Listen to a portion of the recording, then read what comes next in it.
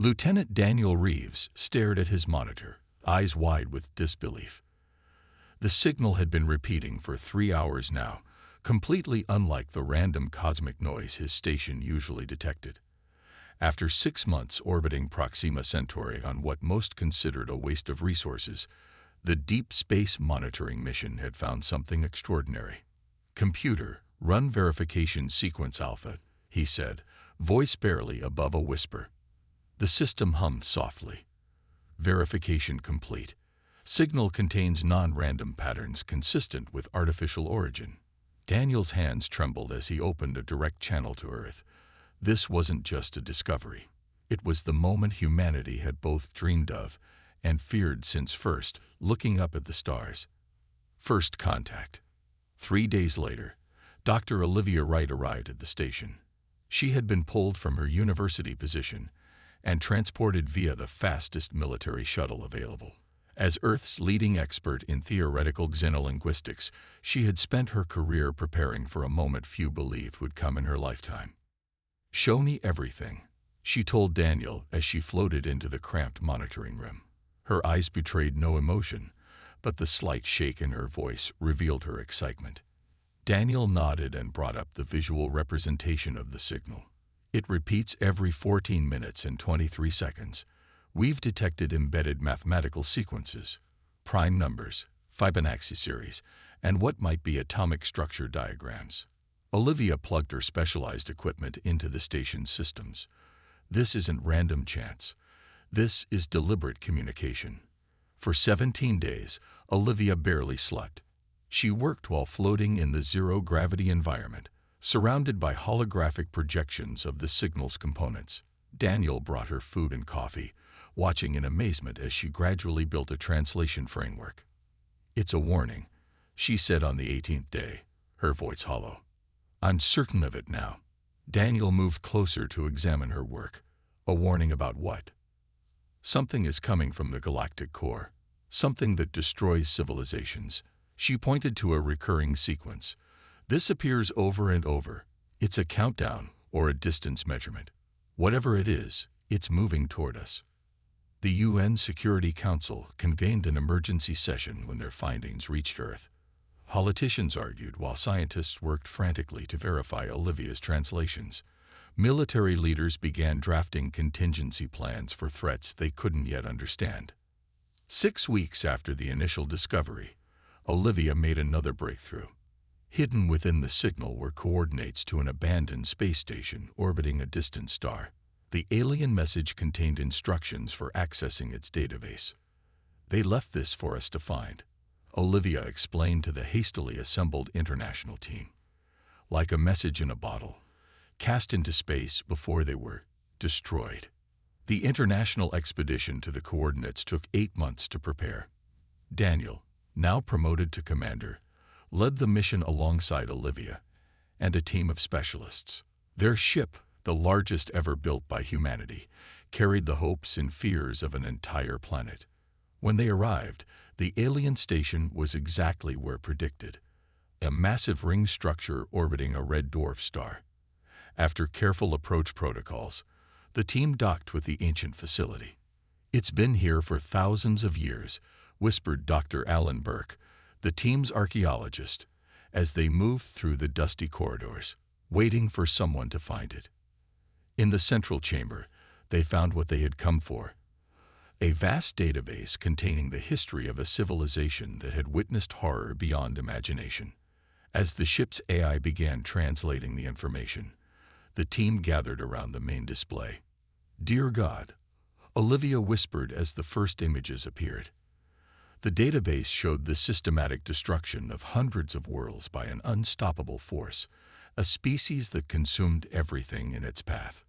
The aliens had called them the Devourers, and according to their calculations, they were heading toward Earth next. Admiral John Mason stood tall as he entered the Grand Council chamber on Kepler 442 bits. 5 years had passed since humanity discovered the warning. In that time, Earth had changed more than in the previous century. The threat of extinction had unified nations, accelerated technological development, and now brought humans to their first interstellar diplomatic summit. The chamber fell silent as John approached the speaking platform. 17 alien species watched him, some humanoid, others utterly foreign in appearance.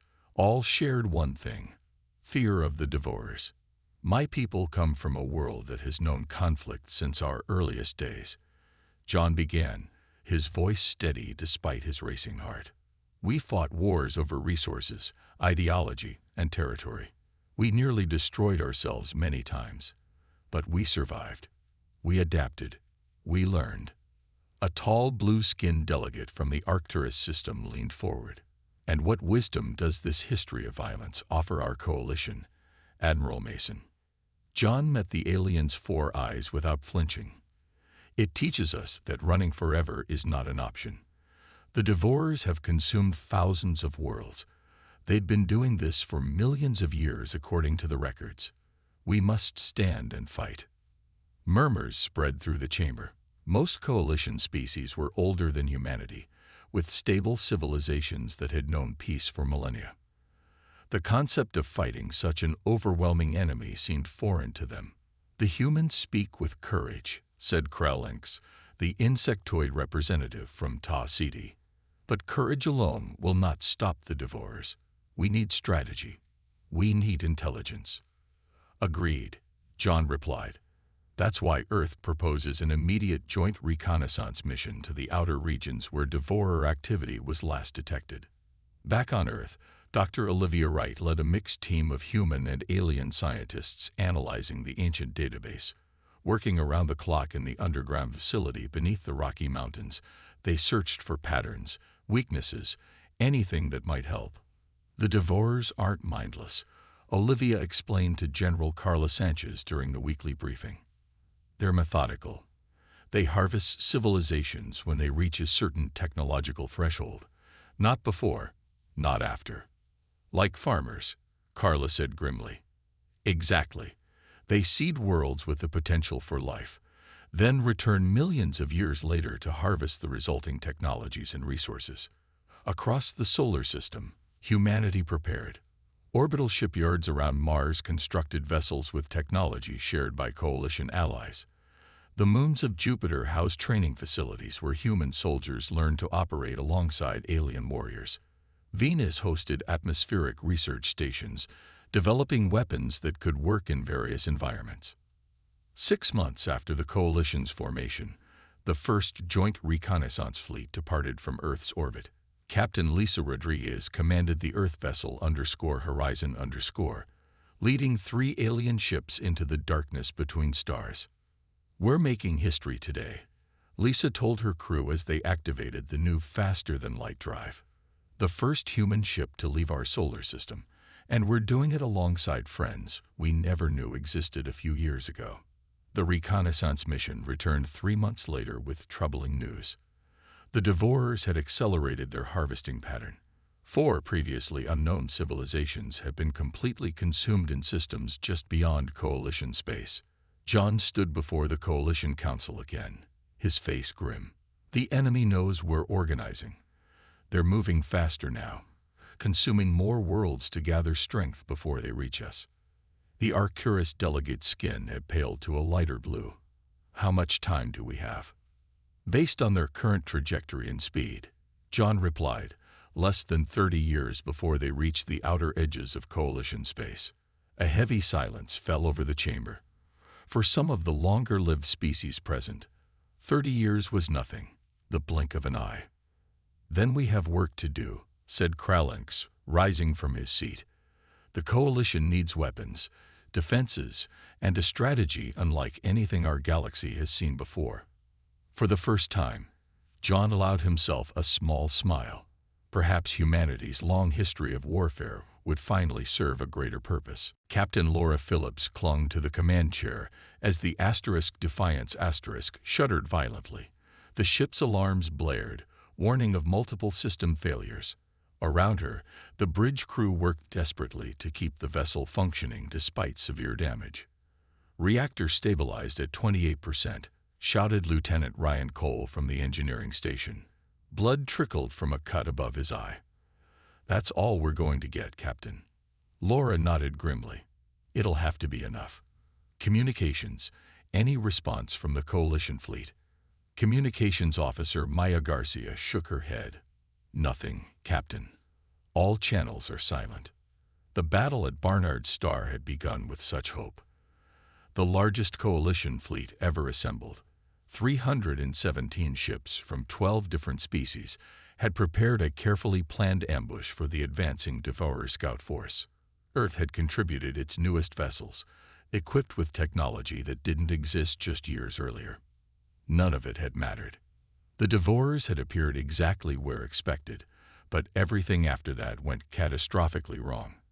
Their ships, if they could even be called that, moved in ways that defied physics. They absorbed energy weapons, adapted to ballistic attacks, and seemed to predict defensive maneuvers before they happened. Navigation, Laura called out, her voice steady despite the chaos. Plot a course back to Earth. Maximum stealth. We need to bring back what we've learned. What about survivors? Asked Maya quietly. There might be other Coalition ships out there. Laura's expression hardened. Scan as we withdraw, but we can't risk detection. The Defiance might be the only ship left. She was right. As they limped away from the battlefield, their sensors detected only debris where the Coalition fleet had been. 3 civilizations that had joined the fight with all their military might now face extinction. Their home systems would be defenseless against the Devourer main force following behind the scout ships.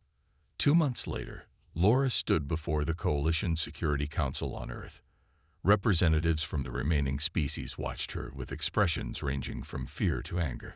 The chamber, once filled with delegates from 17 civilizations, now held only 14. The Cordaxian, Melosian, and Vrel fleets were completely destroyed. Laura reported, her uniform still bearing the hastily patched tears from battle. Based on our sensor data, the Devourers have already begun harvesting their home systems. Uran accused a reptilian delegate, scales flaring in distress. I followed orders, Laura replied evenly. The Defiance was designated as the intelligence vessel. Our mission was to survive and bring back battle data if things went wrong. Admiral John Mason stepped forward. Captain Phillips made the correct decision. Without her data, we would know nothing about Devourer battle tactics. The room fell silent as Laura activated the holographic display. Images of the battle played out in 3 dimensions above the council table.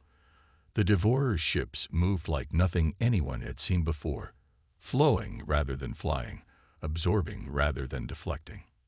They don't communicate, Laura explained as the council watched the footage.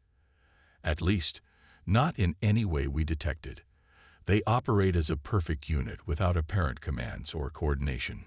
She zoomed in on a particular sequence showing a Devourer vessel engulfing a Coalition cruiser. They don't just destroy. They consume. Everything. Resources, technology, knowledge, entire species. It's all fuel to them. The implications hung heavily in the air. Billions of refugees were already flowing toward the inner Coalition worlds, fleeing the advancing destruction. There's something else, Laura continued, her voice dropping. When they boarded the Melosian flagship, we intercepted fragmentary data before it went dark. The Devourers were sampling the crew, taking specific individuals alive. A human scientist in the back of the room stood up. They're studying us, said Dr. Henry Wallace, his voice barely audible in the large chamber, learning our weaknesses before the main assault. Laura nodded slowly. Whatever these things are, they're patient, methodical, and without mercy. This wasn't a battle to them. It was a harvest. Dr. Henry Wallace sat alone in his university office, surrounded by stacks of data disks and handwritten equations. Outside, the small college town in Colorado continued its peaceful routine, largely unaware of the desperate work happening behind closed doors across the planet. Henry had been working on the problem for months. As a mathematician specializing in pattern recognition, he had been given access to the complete Devourer historical records recovered from the alien database. What began as a side project quickly consumed his life as he noticed something no one else had. "It's not random," he whispered to himself as he plotted another point on the three-dimensional star map projected above his desk. They never attack randomly. When his phone rang, he ignored it the first 3 times. Finally, with an irritated sigh, he answered. "Dr. Wallace, this is Admiral Mason. We need to talk about your report." Henry blinked in surprise. He had submitted his findings through normal channels a week ago, but hadn't expected them to reach anyone important. "Which part caught your attention, Admiral?" "All of it," Mason replied. "I'm sending a transport. Be ready in 30 minutes. 6 hours later, Henry stood before the Coalition Security Council. His rumpled clothes and uncombed hair stood in stark contrast to the crisp uniforms and formal attire of the delegates. "The Devourers follow mathematical patterns tied to stellar life cycles," Henry explained, activating his presentation. The room darkened as a galaxy map appeared, with thousands of points marking destroyed civilizations over millions of years. "When I analyzed the historical data, I found they'd harvest in precise sequences." He highlighted several spiral patterns that emerged when the attacks were viewed across vast timescales. "It's like watching a farmer methodically work through fields of crops, except their fields are star systems, and their crops are civilizations." A Xandrian delegate leaned forward, her crystalline form catching the light from the display. "Explain the significance of this pattern, Doctor." Henry took a deep breath. "They're farming the galaxy. They seed worlds with the basic building blocks of life, then return millions of years later to harvest the resulting civilizations when they reach technological adolescence." The room fell silent as the implications sank in. "That's why they take selected individuals during attacks," Henry continued. "They're collecting genetic and technological samples to determine if their crop has reached optimal harvest conditions." Admiral Mason rubbed his temples. "You're saying we're not facing invaders. We're facing farmers harvesting their crops." "Exactly. And there's more." Henry changed the display to show the original alien message that Earth had received 5 years earlier. "I believe we misinterpreted something fundamental about this warning." He highlighted specific sequences in the transmission. "The warning didn't come to us by accident. It was targeted specifically at Earth, at a precise moment in our technological development." Captain Laura Phillips, who had been silently observing from the back of the room, stepped forward. "Are you suggesting someone wanted us to get this message?" Henry nodded. "The original alien civilization didn't just send a random warning before they were destroyed. They identified Earth as having specific qualities that might help it succeed where they failed." "What qualities?" asked the Arcturus delegate skeptically. "Our unpredictability," Henry replied. "Our history of warfare. Our ability to adapt quickly to new threats." He turned to face the council. "Most coalition species evolve through cooperation and slow, steady advancement. Humans evolve through conflict and rapid adaptation." Admiral Mason's expression darkened with understanding. "Earth wasn't accidentally intercepted a warning. We were deliberately awakened to serve as the galaxy's last line of defense." Henry nodded. "The aliens who sent the message had studied the Devourers for generations. They realized that mathematical precision was both their strength and their weakness. They needed a species that could introduce chaos into the equation." "A species like humanity," Laura said quietly. "Yes," Henry confirmed. "A species that spent its entire history fighting against the expected path." The message wasn't just a warning. It was a call to arms specifically for Earth. The council chamber erupted in voices as the delegates debated this new information. In the midst of the chaos, Henry quietly returned to his star charts, already working on the next revelation. Dr. Nicole Foster stood in the massive underground facility beneath the Rocky Mountains, watching as hundreds of engineers from a dozen species worked together on Project Lighthouse.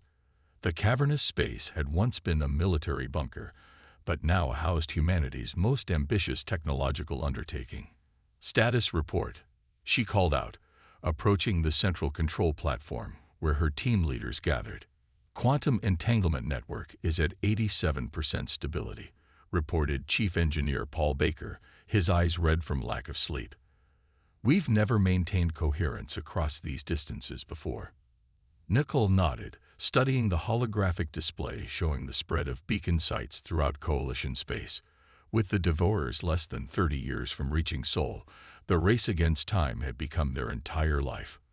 The Tellurians have completed the gravitational wave amplifiers for the outer ring, added Dr. Ava Morrison, the project's liaison with alien engineers. They say it will increase signal strength by at least 40%. Project Lighthouse wasn't merely a warning system. It was humanity's answer to the Devourer threat. A massive network of quantum-entangled beacons designed to alert the wider galaxy. When one beacon detected Devourer activity, all others would instantly relay that information, regardless of distance. The most revolutionary aspect, however, was what the beacons would transmit. Not just simple warnings, but complete data packages containing everything known about the Devourers, along with the collective knowledge of all Coalition species. "We've finished compressing Earth's cultural archive," said Dr. Yuri Petrov, heading the content team. "Art, literature, music, history, everything that makes us human, distilled into quantum data packets." Nickel walked through the facility, inspecting the prototype beacon. The device, roughly the size of a small car, contained technology centuries beyond what Earth had possessed just 5 years earlier. Coalition allies had accelerated human scientific progress dramatically, sharing knowledge out of necessity rather than generosity. "Will it work?" asked Admiral Mason, appearing quietly beside her. He visited the facility weekly, though his responsibilities kept him primarily at Coalition headquarters. "The physics is sound," Nickel replied. "Quantum entanglement doesn't care about physical distance. Once deployed, the beacons will communicate instantaneously across the galaxy." Mason studied the device silently. "And you're certain the data will survive, even if the Devourers destroy the physical beacons?" "That's the beauty of it," Nickel said, pride evident in her voice. "Once transmitted, the information exists in a quantum state that's theoretically indestructible. The message becomes part of the fabric of space-time itself." 3 days later, Nickel stood before the United Nations Assembly, explaining the project to human leaders. The Grand Hall in New York had been rebuilt after the riots that followed First Contact, now designed with alien visitors in mind. "Project Lighthouse isn't just about survival," she told the assembled delegates, her voice steady despite her nervousness. "It's about legacy. If the worst happens, if the Devourers cannot be stopped, then our knowledge, our achievements, our very essence will survive." She activated a demonstration model, showing how the quantum network would spread information faster than light across the galaxy. "We won't just tell them the Devourers are coming," she continued. "We'll give them everything we know. Our science, our art, our history. We'll show them that extinction isn't inevitable." The first full-scale test of the beacon network came 6 months later. Representatives from all Coalition species gathered in the control center as Nickel initiated the sequence.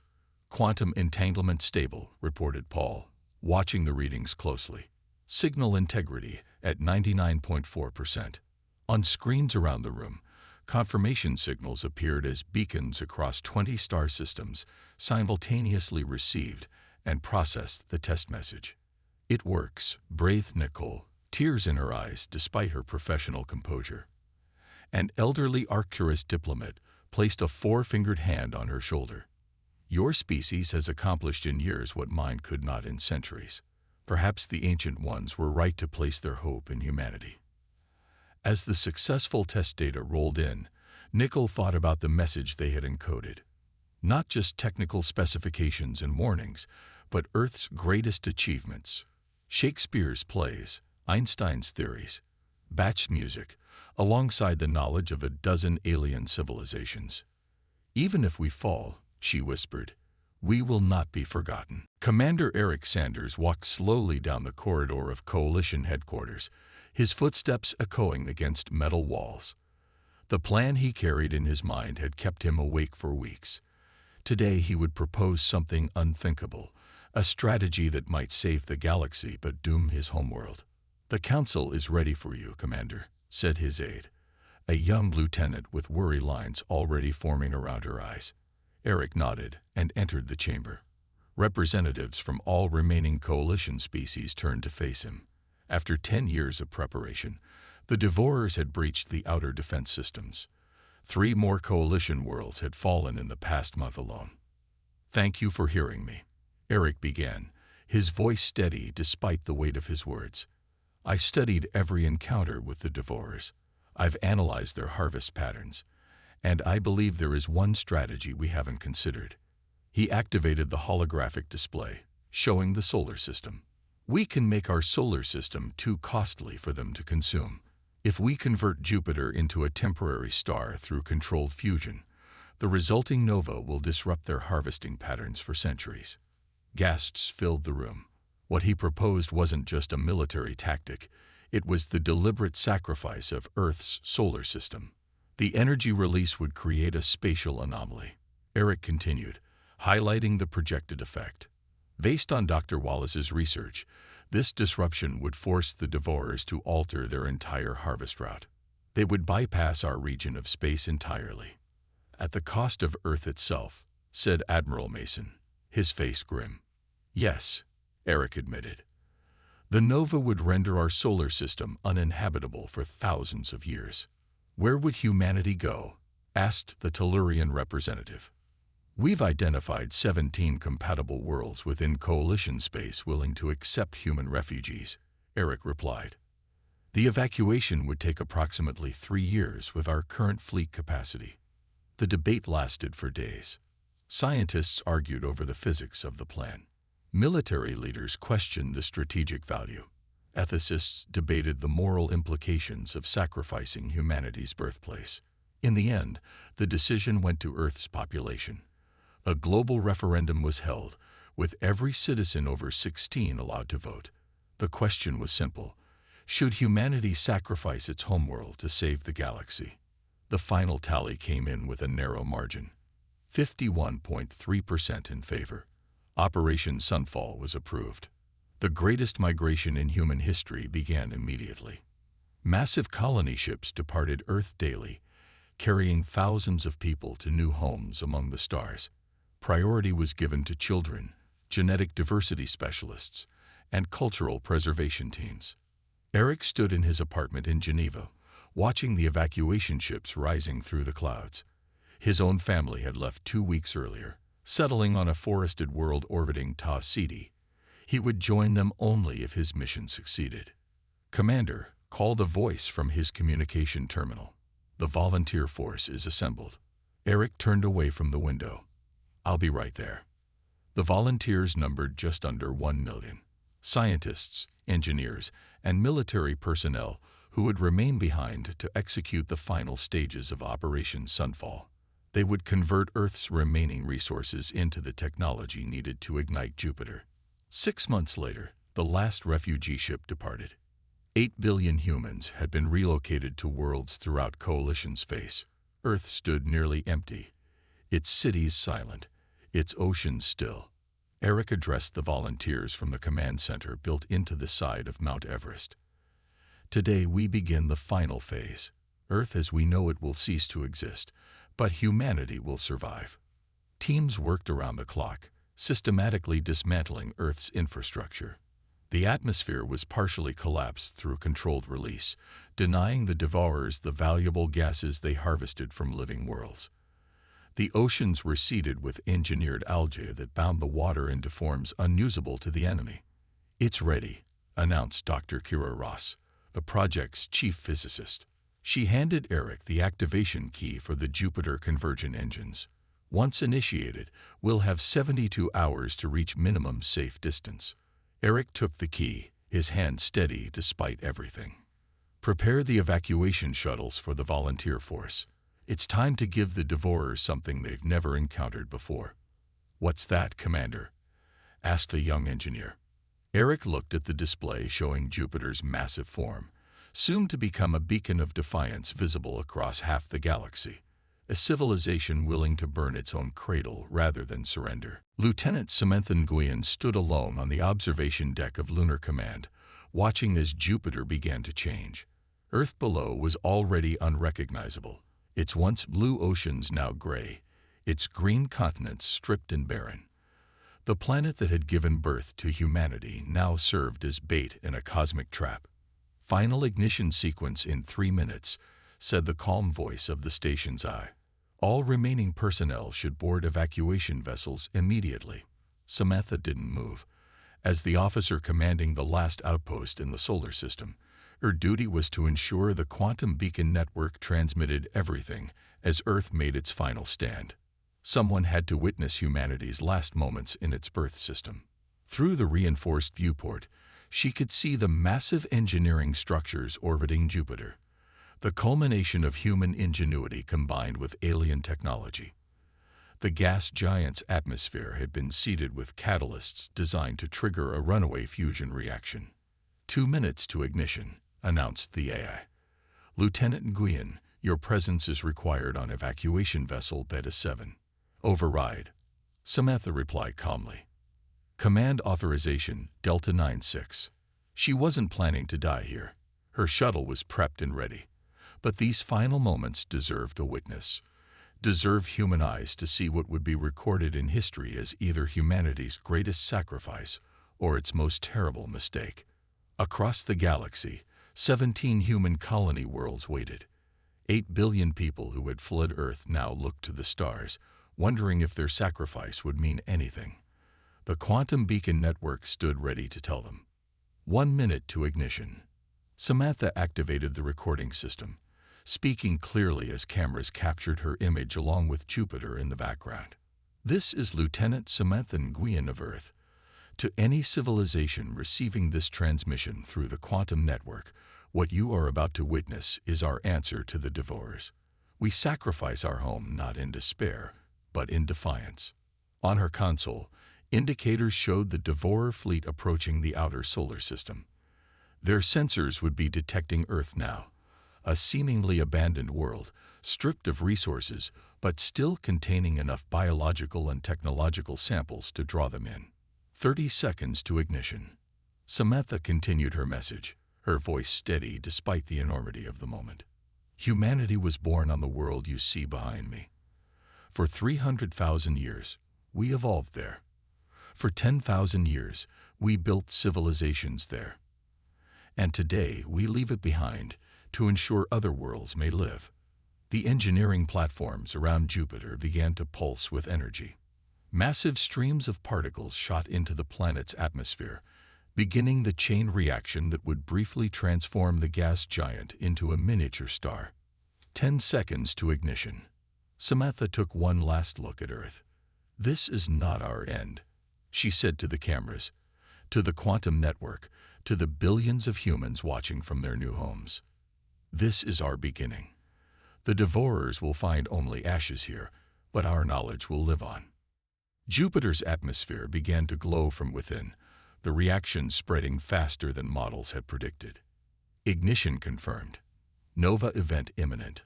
All systems evacuate immediately. Samantha turned and ran toward her waiting shuttle, her part in history now complete. As her vessel pulled away from Lunar Command, Jupiter's transformation reached critical stage. The gas giant's surface churned with unimaginable energies, then erupted in a flash visible across thousands of light years. The quantum beacon network activated in that same instant, transmitting the complete record of the event alongside humanity's accumulated knowledge to every corner of the galaxy. Thousands of civilizations received the message simultaneously, a warning, a lesson, and a promise. From her shuttle window, Samantha watched as the wave of energy swept through the solar system. Earth, already a hollow shell of its former self, was engulfed in the nova's outer edge. The spatial disruption spread outward, creating the anomaly that would force the Devourers to alter their harvest route for centuries. "Remember us," she whispered as her shuttle's faster-than-light drive engaged, carrying her toward humanity's new future among the stars. "Not for our sacrifice, but for what comes after."